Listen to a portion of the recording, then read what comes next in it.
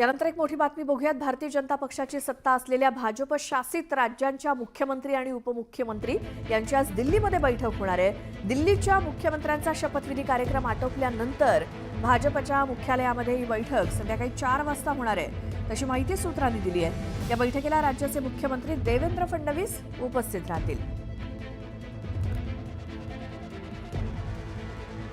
भाजप शासित मुख्यमंत्री आणि उपमुख्यमंत्र्यांची भाजप शासित राज्यातल्या मुख्यमंत्री आणि उपमुख्यमंत्र्यांची बैठक आज दिल्लीमध्ये आयोजित करण्यात आली आहे। दिल्लीत आज मुख्यमंत्र्यांचा शपथविधी सोहळा होणार आहे आणि हा सोहळा आटोपल्यानंतर पंतप्रधान नरेंद्र मोदी भाजप शासित राज्यांच्या मुख्यमंत्र्यांना आणि उपमुख्यमंत्र्यांना मार्गदर्शन करणार आहेत।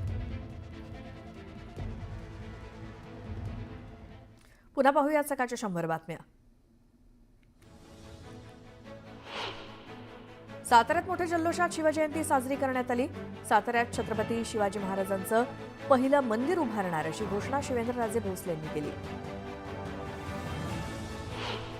बीडमधील अंबाजोगाई दिवाणी न्यायालयाकडून परळी औष्णिक विद्युत केंद्राचं बँक खातं जप्त करण्याचे आदेश देण्यात आले। न्यायालयानं 2022 मध्ये शेतकऱ्यांना वाढीव मावेजा मंजूर केला होता, मात्र परळी औष्णिक विद्युत केंद्रानं तो शेतकऱ्यांना दिला नाही। त्यानंतर शेतकऱ्यांनी न्यायालयात वसुली अर्ज दाखल केला होता, त्यानंतर कोर्टानं हे आदेश दिले। कराड तालुक्यातील एका शेतात ऊसतोड सुरू असताना बिबट्याचे 4 बछडे आढळले। ही माहिती मिळताच वनविभागानं हरवलेल्या बछड्यांना सुखरूप त्यांच्या आईजवळ सोडलं। राज्यात अनेक ठिकाणी वाघ आणि बिबट्याच्या हल्ल्यात मनुष्य आणि पाळीव प्राण्यांची हानी होत असल्यामुळे राज्य सरकार आता कृत्रिम प्रज्ञा प्रणालीचा वापर करणार आहे। या कृत्रिम प्रज्ञा प्रणालीच्या वापरामुळे लोकांचे जीव वाचणार आहेत। राज्यात सोलापूर सर्वाधिक उष्ण शहर असल्याची नोंद करण्यात आली। तापमानात वाढ झाल्यामुळे कमाल तापमान 38 अंशांवरती गेलं। पहाटेच्या सुमारास काही काळ गारठा तर सकाळी 11 नंतर उन्हाच्या तीव्र झळा जाणवू लागल्यामुळे नागरिक कमालीचे हैराण झालेत। राज्यात तापमानात वाढ झाली आहे। मराठवाडा, विदर्भ, उत्तर महाराष्ट्र आणि महाराष्ट्रात उन्हाच्या झळा वाढलेल्या आहेत। पुण्यात 35.8 अंश सेल्सिअसवर तापमान गेलंय। येत्या काही दिवसात तापमानात आणखी वाढ होण्याची शक्यता आहे। महाराष्ट्र राज्य वखार महामंडळानं राज्यभरातील खासगी गोदामं भाडेपट्ट्यानं देऊन 3 लाख टन तूर साठवणुकीसाठीची तजवीज केली आहे। तूर ठेवायला गोदामं नसल्यामुळे खरेदीला विलंब झालाय, परंतु तूर साठवणुकीची तजवीज केल्यामुळे खरेदीतला मोठा अडथळा दूर झालाय। नाशिकमधील देवळा तालुक्यातल्या शेतकऱ्यांच्या कांदा पिकाचं अतोनात नुकसान झालं होतं। यातील काही शेतकऱ्यांना 40,000 रुपये नुकसान भरपाई देण्यात आली, त्यामुळे नुकसानग्रस्त शेतकऱ्यांना काही अंशी दिलासा मिळालाय। राज्यात काही शिक्षण संस्थांच्या शाळा महाविद्यालयांना अल्पसंख्याक म्हणून मान्यता देताना झालेल्या अनियमिततेची चौकशी आता होणार आहे। याबाबत मुख्यमंत्री फडणवीसांनी मुख्य सचिवांना आदेश दिले। सध्या उद्धव ठाकरेंच्या शिवसेनेत असलेले राजू शिंदे पुन्हा भाजपात येणार असल्याची चर्चा राजकीय वर्तुळात सुरू झाली आहे। मात्र शिंदे यांच्या प्रवेशाला पक्षांतर्गत प्रचंड विरोध आहे, त्यातून पक्षात 2 गट पडले। राज्यातील 4 कृषी विद्यापीठातील पदव्युत्तर अभ्यासक्रमांसाठीची सामायिक प्रवेश परीक्षा 23 ते 25 मे या कालावधीत आयोजित करण्यात आली आहे। या परीक्षेसाठी 10 मार्चपर्यंत ऑनलाईन अर्ज भरता येणार असून परीक्षेचा निकाल 10 जूनला जाहीर होईल। शिक्षण क्षेत्रात होत असलेले बदल लक्षात घेऊन Cambridge university press and assessment Vishwakarma विद्यापीठ यांच्यातर्फे गुणवत्तापूर्ण शिक्षक घडण्यासाठी सेवापूर्व प्रशिक्षण अभ्यासक्रम विकसित करण्यात आलाय। अशा प्रकारचा हा पहिलाच अभ्यासक्रम असून ऑनलाईन आणि प्रत्यक्ष अशा मिश्र पद्धतीनं हा अभ्यासक्रम राबवला जाणार आहे। मागील कित्येक वर्षांपासून चर्चेत असलेला मात्र प्रत्यक्षात न साकारलेला मुंबई आय हा प्रकल्प आता मुंबई पालिकेच्या माध्यमातून केला जाणार आहे। मात्र या प्रकल्पाला अनेक रहिवासी संघटनांनी विरोध केलाय। लाकूड आणि कोळसा वापरून त्यावरती चालणाऱ्या बेकऱ्या स्वच्छ इंधनावरती रूपांतरित करणं अतिशय अवघड आहे। त्याकरता कठोर कारवाई केल्यास बेकरी उद्योग संकटात येईल अशी भीती बेकरी व्यावसायिकांच्या संघटनेनं व्यक्त केली आहे। बदल करण्यासाठी महिनाभर बेकरी बंद ठेवावी लागणार असल्याचं गाऱ्हाणं व्यावसायिकांनी घातलं। केंद्र सरकारच्या पंतप्रधान आवास योजनेअंतर्गत महापालिकेकडनं दुसऱ्या टप्प्यात तब्बल 4,000हून अधिक सदनिका बांधण्याचं उद्दिष्ट महापालिकेनं ठेवलंय। या घरांसाठी आतापर्यंत सुमारे 2,500हून अधिक अर्ज महापालिकेकडे आलेत। पुण्यात आतापर्यंत आढळलेल्या 211 जीबीएसच्या रुग्णांपैकी 144 रुग्णांवर यशस्वी उपचार झाले असून 56 रुग्णांवरती उपचार सुरू आहेत, तर 11 रुग्णांचा मृत्यू झाला।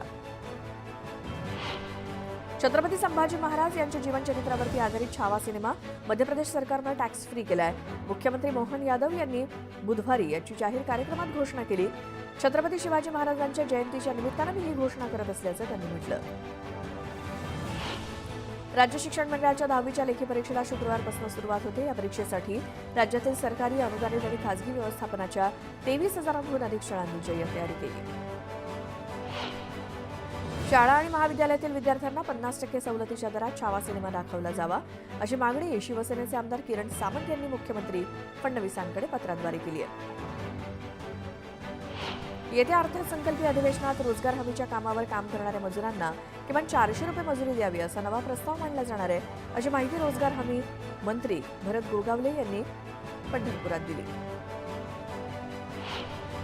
केडीएमसी हद्दीतील 65 बेकायदा बांधकामांवरती न्यायालयाच्या आदेशानुसार कारवाई होणार आहे. भूमाफियांनी बेकायदा बांधकामं उभारण्यासाठी आरक्षित जागा बळकावल्या असून यामध्ये डीपी रस्ता, रहिवासी विभागासोबतच ग्रीन झोन, माध्यमिक शाळा आणि बेघरांसाठी घरं यासाठी आरक्षित जागा बळकावण्यात आल्याची बाब उघड झाली आहे. यावेळी एक मोठी बातमी येते. आग्र्यामध्ये छत्रपती शिवरायांचं भव्य स्मारक उभारणार अशी घोषणा मुख्यमंत्री देवेंद्र फडणवीस यांनी केली. जिथे छत्रपती शिवाजी महाराजांना बंदी ठेवण्यात आलं होतं तिथेच छत्रपती शिवाजी महाराजांचं भव्य स्मारक बनवणार असं मुख्यमंत्री फडणवीस म्हणाले. महाराष्ट्र सरकार जमीन अधिग्रहित करणार. जमिनीसंदर्भात यूपीचे मुख्यमंत्री योगी आदित्यनाथ यांच्याशी बोलणार असल्याचं महाराष्ट्राचे मुख्यमंत्री देवेंद्र फडणवीस यांनी सांगितलं.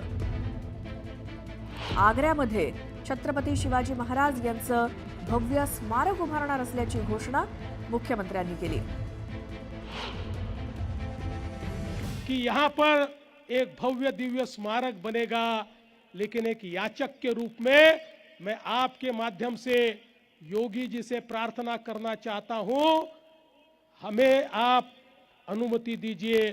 महाराष्ट्र की सरकार इसको अधिग्रहित करेगी, महाराष्ट्र की सरकार इसको एक्वायर करेगी और महाराष्ट्र की सरकार यहाँ पर एक छत्रपति शिवाजी महाराज का स्मारक तैयार करेगी. और मां कसम मैं बताना चाहता हूं, एक बार ये स्मारक बन गया तो आपके ताजमहल से ज्यादा लोग ये स्मारक देखने के लिए नहीं आए तो मेरा नाम बदल देना, मेरा नाम देवेंद्र फडणवीस नहीं बताऊंगा. चेंबूर इथल्या 3 झोपडपट्ट्यांचा पुनर्विकास करणाऱ्या विकासकांना 84.92 मीटर उंच इमारती बांधण्याचा मार्ग मोकळा झालाय. या 3ही झोपडपट्टी पुनर्वसन प्रकल्पाच्या इमारतींना परवानगी देणारं ना हरकत प्रमाणपत्र देण्याचे आदेश उच्च न्यायालयानं भारतीय विमानतळ प्राधिकरणाला दिलेत. वसई विरार शहरातील मेट्रो कामासाठी सर्वेक्षणाचं काम सुरू करण्यात आलंय. हे काम पुढील दीड महिन्यापर्यंत चालणार आहे. ही मेट्रो भाईंदर खाडीतून आणली जाणार आहे. पुण्यात कोम्बिंग ऑपरेशन करून परत येत असताना 4 दारुड्यांनी पोलिसांना बेदम मारहाण केली. पुण्याच्या सेनापती बापट रोडवरचा हा प्रकार आहे. या प्रकरणानंतर 3 आरोपींना अटक करण्यात आली आहे. अंबरनाथ तालुक्यातील चामटोली ग्रामपंचायत हद्दीतील रस्त्यांची दयनीय अवस्था झाली आहे. चालण्यासाठी धड रस्ते नसल्यामुळे पावसाळ्याआधी रस्ता बनवा अशी मागणी गावकरी करतायत. एसटीची अवस्था खूपच वाईट असल्याची कबुली मंत्री प्रताप सरनाईकांनी दिली. एसटीची सेवा सुधारून जास्तीत जास्त कर्मचाऱ्यांना कसा फायदा होईल याचा प्रयत्न करणार असल्याचं सरनाईक म्हणाले.